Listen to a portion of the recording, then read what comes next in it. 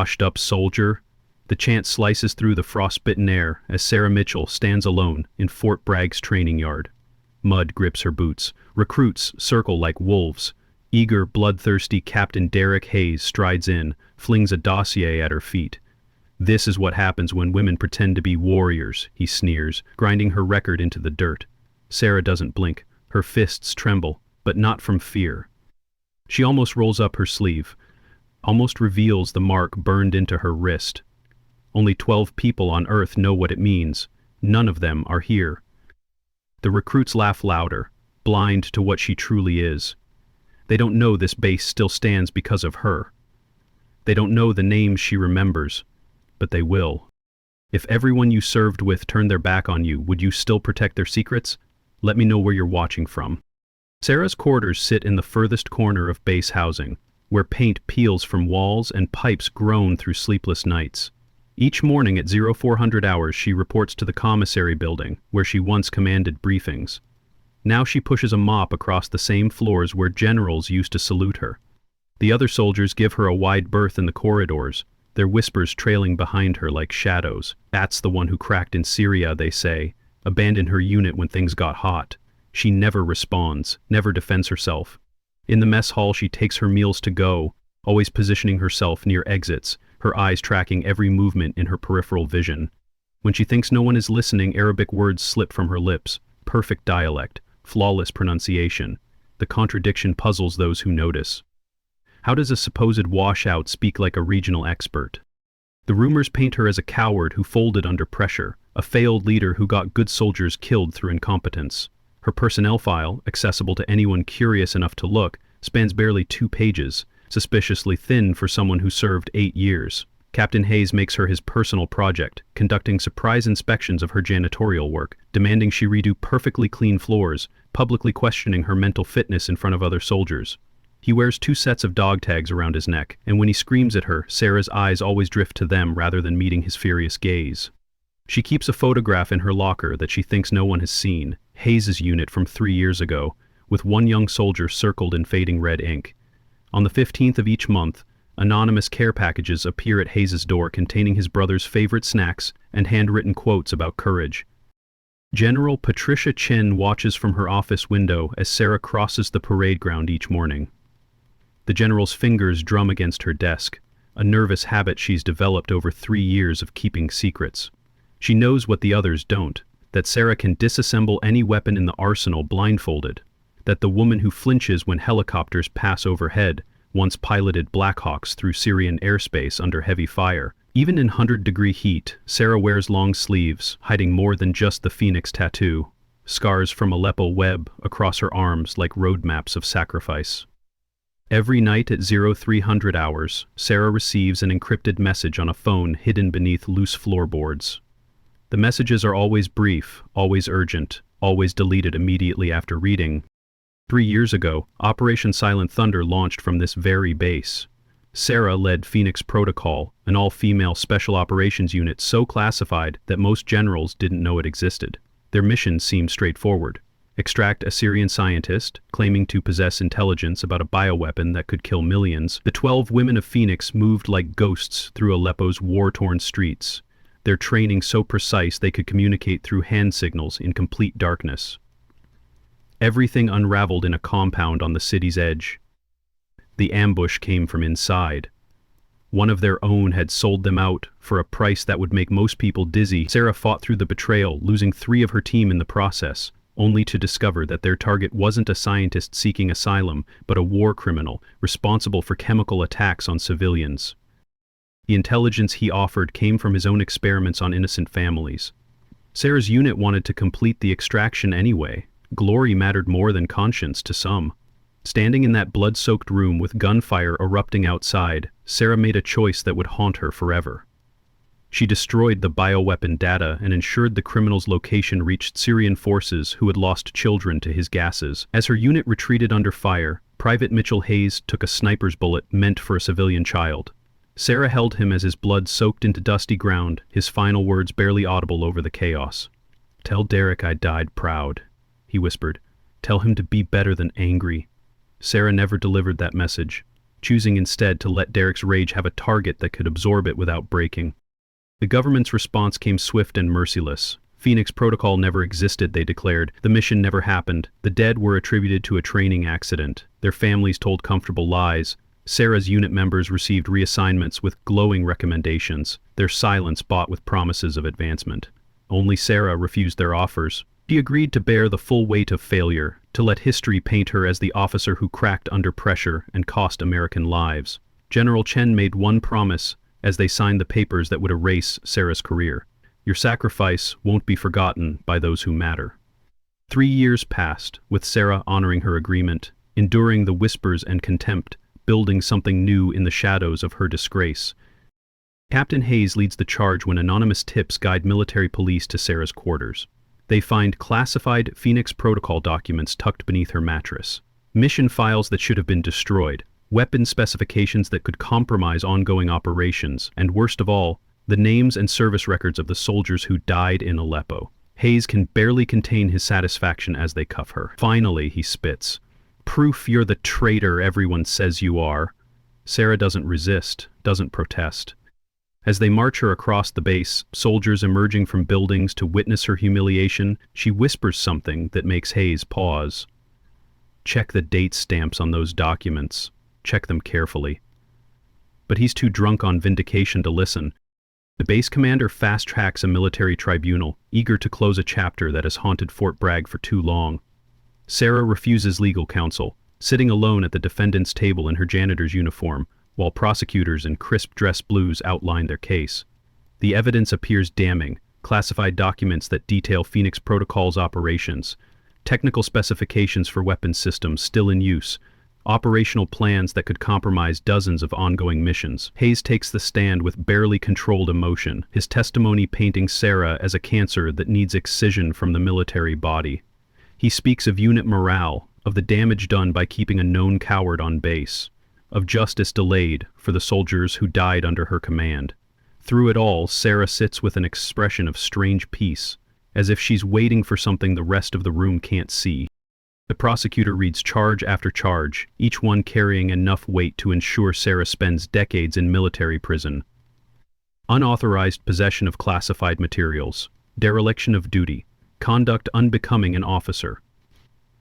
The list grows longer as the morning wears on, and with each accusation the assembled soldiers grow more convinced of her guilt.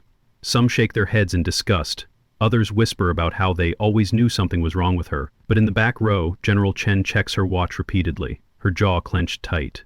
As the prosecutor launches into a speech about the sacred trust between soldiers and their leaders, the courtroom doors burst open, with enough force to rattle the windows. General Patricia Chen strides through in full dress uniform, her voice cutting through the shocked silence like a blade. Stop this trial immediately. Those documents were planted by my office as part of a base-wide security assessment.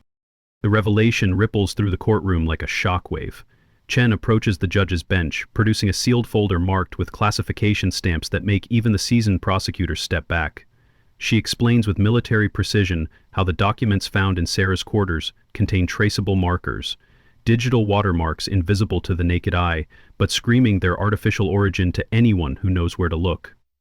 The entire arrest, the trial, the rush to judgment, all of it orchestrated to test how easily false evidence could destroy a soldier's life within the military justice system. Sarah knew from the moment they planted the documents. She's not a disgraced soldier awaiting vindication. She's a security consultant who volunteered to play the victim in an exercise designed to expose dangerous vulnerabilities in base protocols. But Shen's revelation goes deeper than a simple security test. She turns to face the assembled soldiers, her voice carrying the weight of 3 years of silence. You've spent 3 years spitting on a hero, she says. Sarah Mitchell isn't just any soldier. She's Phoenix One, the operative who chose disgrace over glory to protect ongoing operations and innocent lives. The general gestures to Sarah, who finally rolls up her sleeve to reveal the Phoenix Protocol emblem tattooed on her inner wrist. The intricate design shows a phoenix rising from flames, with 12 stars representing the original team members. Only those who've seen the classified files would recognize it, but its meaning hits the room like a physical force. This woman they've mocked and marginalized holds a designation reserved for assets so valuable that their true service records exist only in Pentagon vaults. Chen pulls out a different folder, this one containing the real story of Operation Silent Thunder. She reads excerpts that paint a vastly different picture than the rumors that have circulated for 3 years. Sarah didn't abandon her unit. She prevented them from delivering a bioweapon into the hands of terrorists who had infiltrated the extraction team. Her cowardice involved holding a position alone against overwhelming odds while her team evacuated civilians. The mission report's clinical language can't hide the heroism between its lines. 10,000 civilians lived because Sarah Mitchell chose conscience over career. The Syrian scientists they were sent to extract had tested his weapons on entire villages. Sarah's decision to ensure his capture by forces seeking justice saved countless future victims. Hayes's face drains of color as Chen continues reading. The report details how Phoenix 3 cradled a dying soldier in her arms, promising to care for his family to ensure his brother knew he died with honor. The soldier's name appears in stark black text. Private Mitchell Hayes, age 22, killed in action while shielding civilian evacuees. The care packages on the 15th of each month suddenly make terrible sense. Sarah's strange behavior when Hayes screamed at her, staring at his dog tags instead of his face, takes on new meaning. She knew exactly who was tormenting her and chose to absorb his rage rather than shatter his world with the truth. Every insult, every humiliation, every moment of public disgrace, she endured it all to let a grieving brother process his pain without the burden of knowing he was attacking his brother's protector. The base erupts in chaos as the truth sinks in. Soldiers who participated in mocking Sarah stand frozen, processing the weight of their actions. Some begin crying, others snap to attention and salute, seeking absolution through military protocol. Hayes collapses into his chair, clutching his brother's dog tags as the full scope of his ignorance crashes over him. He's been torturing the woman who held his brother as he died, who's been anonymously supporting him for 3 years, who chose to bear his hatred rather than defend herself with truth. Sarah rises from the defendant's table, adjusting her torn sleeve with the same quiet dignity she's maintained throughout her ordeal. Without a word, without acknowledging the salutes or tears, she walks toward the exit. But she's not walking toward vindication or revenge. Her measured steps carry her toward one final mission. The Pentagon's response arrives within hours: full reinstatement with back pay, restoration of rank and privileges, a public ceremony to acknowledge her service. The brass wants to make this right with medals and speeches, to transform their shame into a publicity victory about honoring hidden heroes.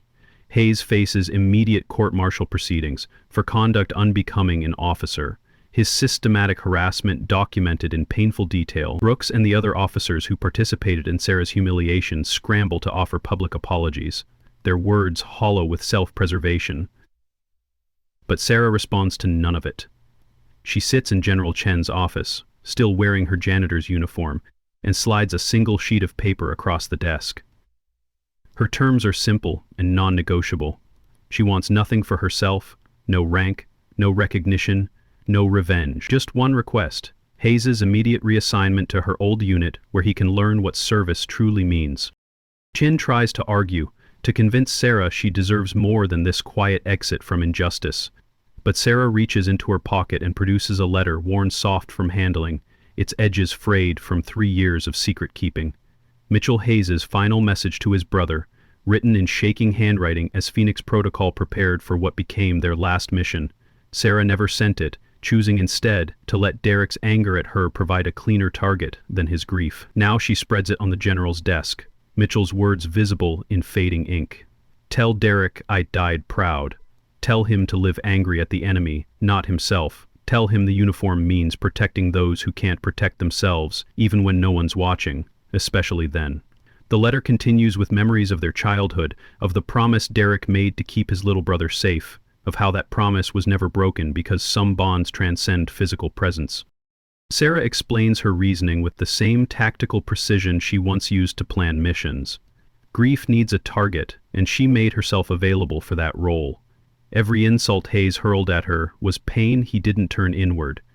Every public humiliation was a pressure valve for rage that might have destroyed him otherwise. She absorbed his hatred like armor absorbs bullets, damaged but functional, dented but not broken. The investigation Chen mentioned was real, but Sarah volunteered for it precisely because it would expose Hayes's behavior in a way that forced him to confront the truth. She orchestrated her own vindication not for personal satisfaction, but to create a moment where Hayes could transform his misdirected fury into purposeful service. The cruelty of grief makes monsters of good people, but purpose can remake them into something stronger. What would you do if the truth could save your reputation but destroy innocent lives? Drop a comment below. The real revelation comes when Sarah details how she's spent 3 years building something from the ashes of her disgrace. Using her janitor's access to move freely through the base, she's created an underground network for veterans struggling with invisible wounds. Supply closets hide care packages for soldiers too proud to ask for help. Maintenance schedules provide cover for confidential counseling sessions. The crazy woman who talks to herself in Arabic has actually been conducting therapy sessions for interpreters suffering from survivor's guilt. Every dollar of her janitor's salary goes toward medications that soldiers can't afford or won't request through official channels. She's been running Phoenix House in everything but name, transforming her disgrace into a disguise that lets her reach those who would never seek help from someone in uniform. Sarah's vision extends beyond individual healing. She presents Chen with a comprehensive proposal to convert the base's abandoned barracks into an official veteran support center. The building sits empty, a monument to budget cuts and bureaucratic indifference, but Sarah sees potential in its bones. Treatment rooms, where warriors can admit weakness without sacrificing honor. Meditation spaces for those whose nights echo with gunfire. Workshop areas where hands trained for destruction can learn creation. The security test she participated in wasn't just about exposing vulnerabilities, it was about generating the crisis necessary to force leadership's attention toward the invisible casualties of service. Every detail of Phoenix House has been planned with the same precision she once applied to combat operations. From the deliberately non-military decor to the entrance positioned where soldiers can enter without being observed from main base traffic. Hayes breaks completely when Sarah finally addresses him directly. She speaks without anger, without judgment, with the same steady tone she used to issue orders under fire. She tells him about Mitchell's final moments, how he spotted the sniper and chose to shield a child rather than take cover. How his last words weren't about pain or fear, but about ensuring Derek knew he kept his promise to serve with honor. She shows him photographs from her locked drawer. Not just the circled unit picture, but dozens of images of Mitchell during Phoenix training, grinning beneath face paint, helping village children, standing proud in gear too heavy for his slight frame. Each image breaks another piece of Hayes' anger, until only grief remains. When he collapses, sobbing, Sarah does something that shocks everyone present. She kneels beside him, not as Phoenix One or a superior officer, but as one human being to another, and whispers, "There's nothing to forgive. Pain makes us cruel. Purpose makes us kind. Your brother knew that. Now you need to learn it too." Chen approves Phoenix House within the hour, cutting through red tape with the authority of someone who's kept too many secrets for too long. The abandoned barracks transform under Sarah's guidance, with Hayes leading the volunteer crews who work through nights and weekends to create something beautiful from neglect. Former critics become the project's fiercest advocates, their guilt transformed into determination. Sarah refuses any official position at Phoenix House, maintaining her role as janitor while quietly ensuring every detail reflects hard-won wisdom about what broken warriors truly need. She trains Hayes personally, teaching him to recognize the signs others miss. The soldier who always sits with their back to walls, the clerk whose hands shake when processing casualty reports, the mechanic who works 18-hour days to avoid sleeping. Fort Bragg undergoes a cultural transformation that begins in whispers and grows into institutional change. Mandatory training sessions teach soldiers to recognize invisible service, to understand that the greatest sacrifices often wear no medals. The mess hall worker who knows every soldier's name might be processing her own combat trauma.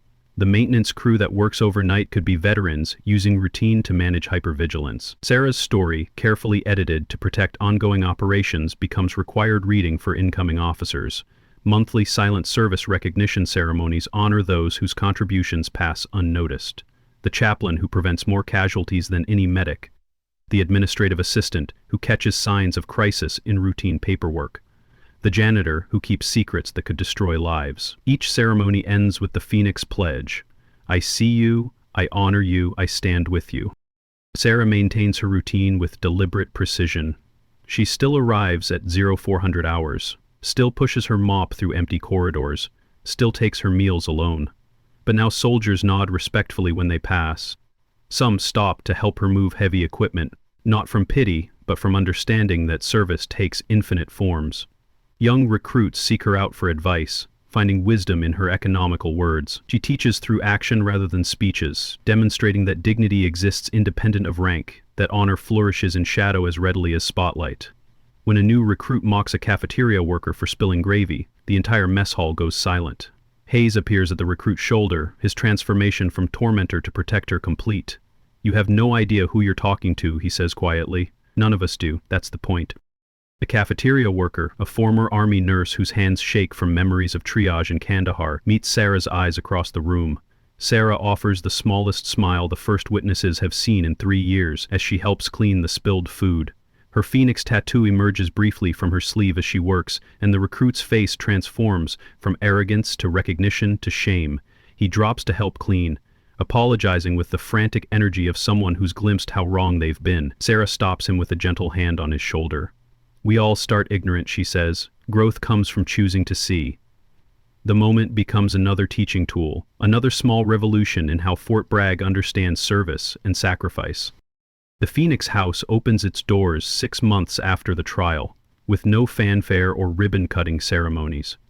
Sarah insisted on soft launches, allowing veterans to discover the resource naturally, rather than forcing spotlight on those who've spent years hiding their struggles. Hayes manages daily operations with surprising gentleness, having learned that strength sometimes means creating space for others' weakness. The building hums with quiet activity.